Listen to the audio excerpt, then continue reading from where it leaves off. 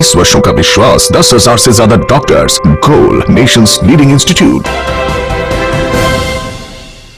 नमस्कार, आप देख रहे हैं सिटी पोस्ट लाइव। मैं हूं अभिषेक मिश्रा। लोकसभा चुनाव का चौथा चरण समाप्त हो चुका है और बिहार की 5 लोकसभा सीटों पर वोटिंग खत्म हो चुकी है। समस्तीपुर, उजियारपुर, मुंगेर, बेगूसराय और दरभंगा में आज वोट डाला गया है और कई हाई प्रोफाइल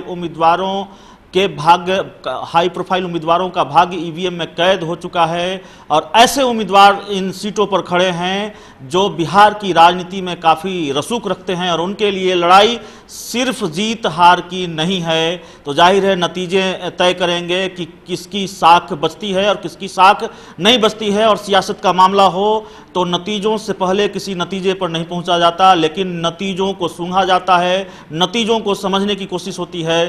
तो हमारे साथ हमारे editor in chief Shrikant Pratyush sir हैं, लगातार आपको बताते रहे हैं, समझाते रहे हैं और उनके जरिए आप यह समझते भी रहे हैं कि बिहार की जनता का मूड क्या है और बिहार का जो राजनीतिक समीकरण है अलग अलग सीटों पर वो क्या है और किसके पक्ष में जाता हुआ सियासत का गणित। तो हमारे साथ हमारे editor in chief Shrikant Pratyush sir हैं। सर, 5 लोकसभा सीटों पर वोटिंग समाप्त हो चुकी है।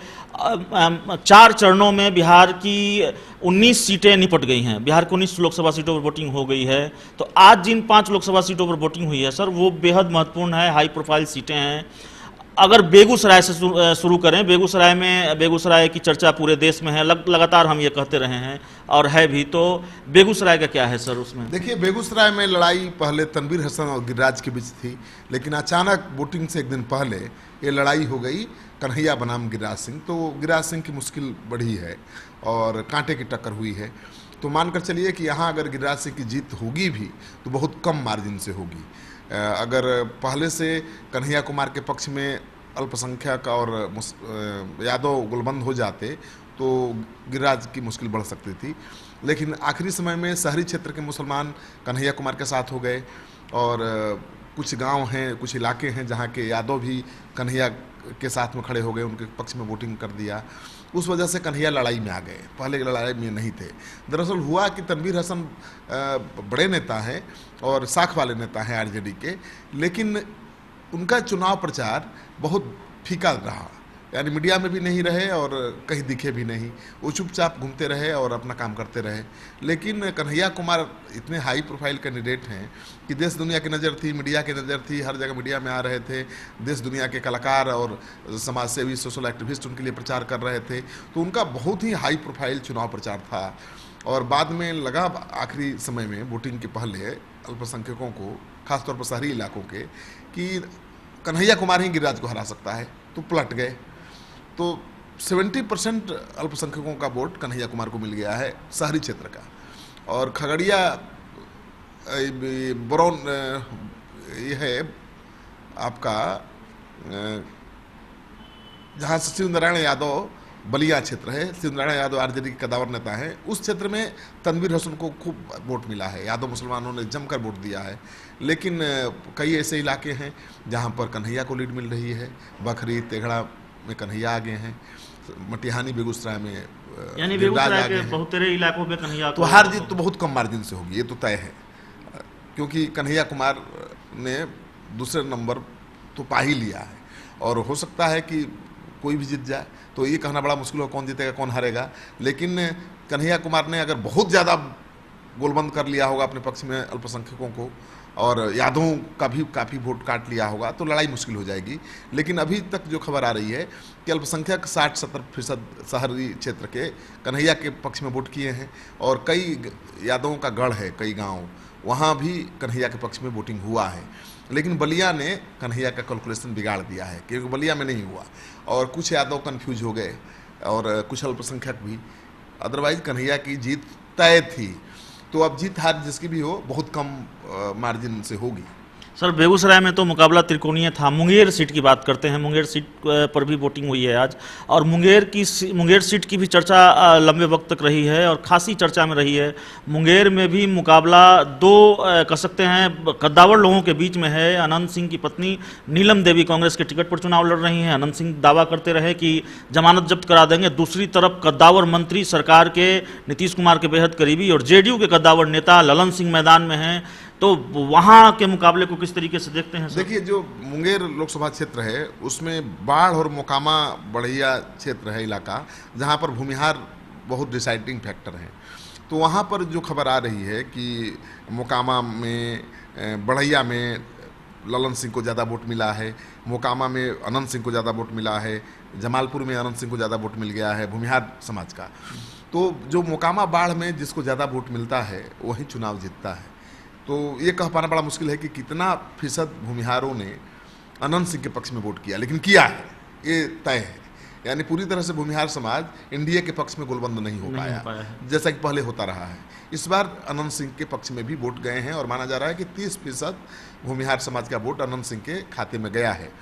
अब मुंगेर की बात कर लीजिए तो वहाँ महागठबंधन को 1,70,000 या 2 लाख के आसपास वोट हमेशा आता रहा है, तो वो वोट तो मिलेगा ही मिलेगा। और जो आदिवासी इलाका है वहाँ भी 50-50 वोट मिला है। यानी आधे लोगों ने ललन सिंह के पक्ष में किया विकास को मुद्दा बनाकर, तो आधे लोगों ने कांग्रेस के पक्ष में यानी अनंत सिंह के पक्ष में वोट किया। तो लड़ाई बहुत मुश्किल हो गई है। यहाँ भी हार जीत बहुत कम वोटों के मार्जिन से होगा। यहाँ हार जीत होती रहती है बड़े मार्जिन से, लेकिन इस बार नहीं होगा। इस बार अनंत सिंह मैदान में है तो इतना तो जरूर है कि हार जीत बहुत कम मार्जिन से होगी। एनडीए की लहर थी, हमारे सर्वे में आपने देखा होगा कि एनडीए की लहर थी, लेकिन अनंत का भी बोलबाला है उस इलाके में। तो अनंत के पक्ष में भी लोग बोल रहे थे और मोदी भी कर रहे थे। तो एक तरफ अनंत थे, एक तरफ मोदी थे। लड़ाई अनंत और मोदी के बीच थी। तो इसमें कौन बाजी मारेगा कह पाना बड़ा मुश्किल है, लेकिन बाढ़ मोकामा और का इलाका है, यही तय करेगा कौन जीतेगा कौन हारेगा। और इस इलाके में अगर अनंत सिंह को भूमिहार समाज का वोट नहीं मिलता तो हम कह सकते थे अभी कि ललन सिंह लाखों वोट से जीत जाएंगे, लेकिन मिला है तो लाखों वोट से तो नहीं जीतेंगे। जीतेंगे भी तो बहुत वोट मार्जिन जीत का बहुत कम होगा। लेकिन कौन जीतेगा कौन हारेगा मुंगेर के बारे में बताना थोड़ी जल्दबाजी होगी, क्योंकि वोटर का मिजाज थोड़ा अलग तरह का है वहाँ का। मुंगेर में ट्रेंड बदला है, लगातार बड़े मार्जिन से जीत होती रही है, लेकिन 2019 में ऐसा नहीं होगा। सर, उजियारपुर सीट की बात करेंगे। 2 पार्टी अध्यक्षों के बीच यहाँ पर दिलचस्प मुकाबला है। दोनों अपनी अपनी पार्टी के कद्दावर नेता हैं। सर्वे सर्वा कह सकते हैं बिहार बीजेपी के प्रदेश अध्यक्ष नित्यानंद राय और रालोसपा के राष्ट्रीय अध्यक्ष उपेंद्र कुशवाहा के बीच मुकाबला है। तो इस मुकाबले को किस तरीके से देखते हैं? देखिए, उपेंद्र कुशवाहा की परेशानी ये है कि मोदी का अंडर करंट है, मतलब मोदी लहर है। हमने सर्वे किया था, चाय वाला, पान वाला, दुकान वाला, ठेला वाला, खुमचा वाला सब मोदी कर रहे थे। क्या वजह है अब तो वही जानेंगे, लेकिन स्ट्राइक का मुझे लगता है कि जो पाकिस्तान पर स्ट्राइक हुआ उसका ज़्यादा असर दिख रहा है। देश की सुरक्षा, राष्ट्रवाद मुद्दा बन गया है। वैसे उपेंद्र कुशवाहा के पक्ष में वहाँ के कुशवाहा ने बहुत एग्रेसिव होकर वोटिंग की है, इसमें कोई शक की गुंजाइश नहीं है। लेकिन यादव जो महागठबंधन का अंग है, कोर वोट बैंक है, उसने एग्रेसिव वोटिंग नहीं की है। मुसलमानों ने किया है, लेकिन यादव वोट बढ़ा है, वो नित्यानंद राय को भी मिला है। अगर नहीं मिलता तो नित्यानंद राय वहाँ से एमपी होते भी नहीं। तो यादव वोट में संधमारी करने में नित्यानंद राय सफल रहे हैं। इस वजह से वहाँ लड़ाई में उपेंद्र कुशवाहा फंसते हुए दिख रहे हैं।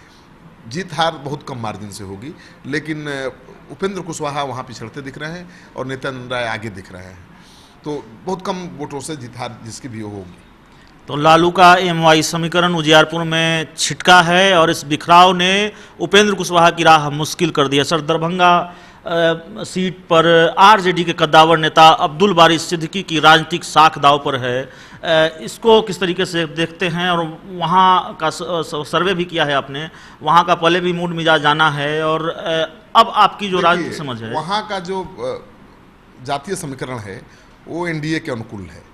वहाँ पर ब्राह्मण बहुल क्षेत्र है, तो ब्राह्मणों ने झाड़ के वोटिंग किया है एनडीए के पक्ष में, बीजेपी के पक्ष में, और अल्पसंख्यकों ने किया है अब्दुल बारी की सिद्दीकी के पक्ष में, यादवों ने भी किया है। लेकिन बहुसंख्यक वहाँ तो ब्राह्मण और बाकी लोग ही हैं। और सबसे खास बात है कि जो निचले तबके के लोग हैं, गरीब हैं, ठेला खुमचा वाले हैं, उनका वोट मिल गया है एनडीए को, बीजेपी को। उससे पलड़ा भारी हो गया है। और आप कह सकते हैं कि पलड़ा भारी ही नहीं हुआ है, वहाँ लड़ाई एक तरफा हो गई है। तो अभी पहली बार चुनाव लोकसभा का लड़ रहे हैं वहाँ पर ठाकुर जी, लेकिन मुझे लगता है कि कीर्ति झा आज़ाद से ज़्यादा मार्जिन से वो चुनाव जीत जाएंगे। वहाँ से जो खबर आ रही है कि एक तरफा वोटिंग दिख रहा है। अब्दुल बारी सिद्दीकी बहुत पिछड़ते हुए दिख रहे हैं और रीजन है क्योंकि वहाँ फातमी भीतरघात कर रहे हैं। मधुबनी का असर पड़ रहा है, वहाँ शकील अहमद चुनाव लड़ रहे हैं बागी उम्मीदवार के रूप में, तो आसपास के इलाके का भी असर पड़ता है। तो वहाँ महागठबंधन का असर खराब हुआ है। सबसे खास बात यह है कि मलाह जाति जो हर जगह सन ऑफ मलाह के पक्ष में गोलबंद दिखा है, वहाँ नहीं दिखा है। वहाँ पर मदन सहनी हैं, जेडीयू के मलाह के नेता, मंत्री भी हैं, वो लगातार कैंप कर रहे थे, उसका असर दिखा है। वहाँ के मलाहों ने भी काफ़ी तादाद में एनडीए के लिए वोट कर दिया है। इस वजह से बीजेपी का पलड़ा बहुत भारी है। तो क्या ये माने सर कि कीर्ति झा आज़ाद बेहतर विकल्प हो सकते थे अब्दुल बारी सिद्दीकी के रूप में?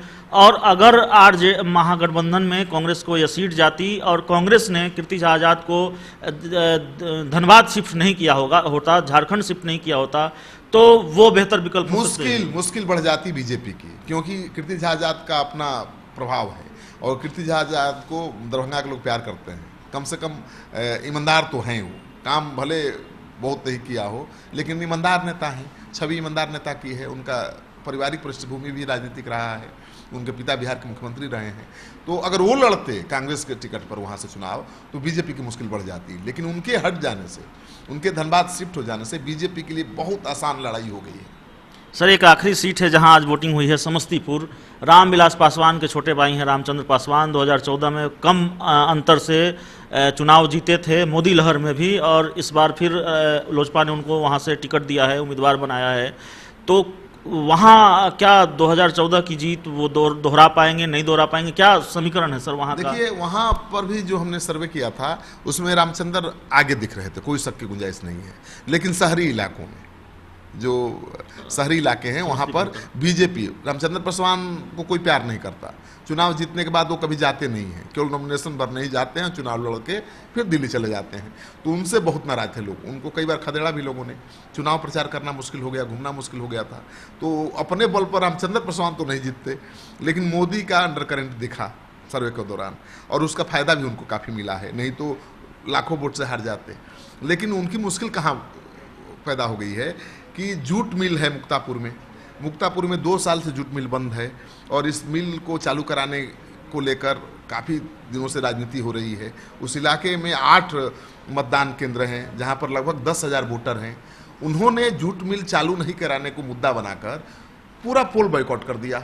8 मतदान केंद्र पर एक भी वोट नहीं पड़ा है मुक्तापुर में। और पटौरी विधानसभा में सड़क खराब है, उसको मुद्दा बनाकर मतदान का बहिष्कार कर दिया।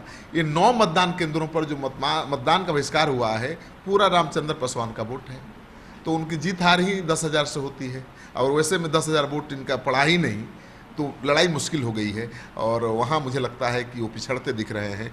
अगर ये 8-9 मतदान केंद्रों पर बहिष्कार नहीं होता, वोट बहिष्कार, तो निकल जाते, क्योंकि वहाँ मोदी लहर था, मोदी इफेक्ट था। लेकिन ये 8 मुक्तापुर के जो मतदान केंद्र हैं, उन्होंने उनकी हार तय कर दी है, मुझे लगता है। अब बहुत मोदी लहर का इफेक्ट होगा, जैसे कि शहर में वैसे ही गांव में होगा, तो कुछ भी नहीं कहा जा सकता, कुछ भी हो सकता है। लेकिन जो 8-9 मतदान केंद्रों पर वोट बहिष्कार हुआ है, उसके हिसाब से वो हारते हुए दिख रहे हैं।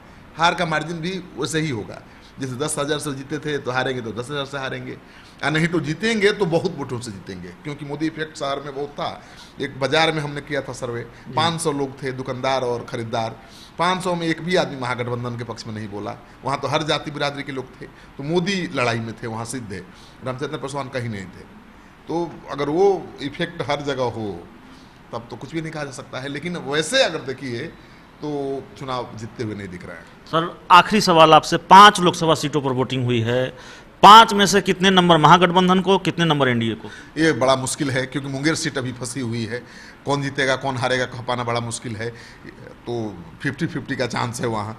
बेगूसराय में बीजेपी जीत जाएगी, लेकिन बहुत मार्जिन कम होगा, जीत का मार्जिन जो होगा बहुत कम होगा।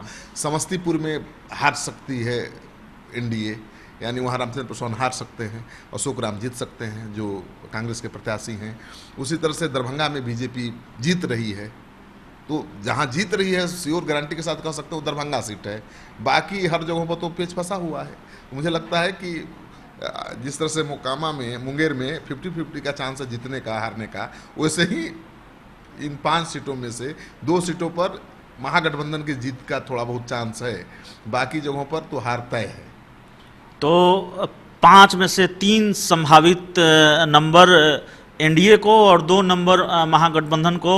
और जिन 5 लोकसभा सीटों पर आज वोटिंग हुई है उनमें ज़्यादातर सीटों में, या कह सकते हैं सभी सीटों पर, अगर दरभंगा को छोड़ दे, दरभंगा में एनडीए उम्मीदवार की जीत सुनिश्चित नज़र आ रही है, जैसा कि हमारे editor in chief Shrikant sir बता रहे थे। बाकी 4 लोकसभा सीटों पर जो वोटिंग हुई है और जो मुकाबला है वहाँ पर बिल्कुल कांटे की टक्कर है और जीत हार का आकलन बहुत मुश्किल है। तो हमने आपको समझाया बिहार की 5 लोकसभा सीटों पर आज वोटिंग हुई है और वोटिंग के बाद हमने नतीजों को भांपने की कोशिश की, सूंघने की कोशिश की और आप तक वो जानकारी पहुंचाई, वो गणित पहुंचाया बिहार की सियासत का।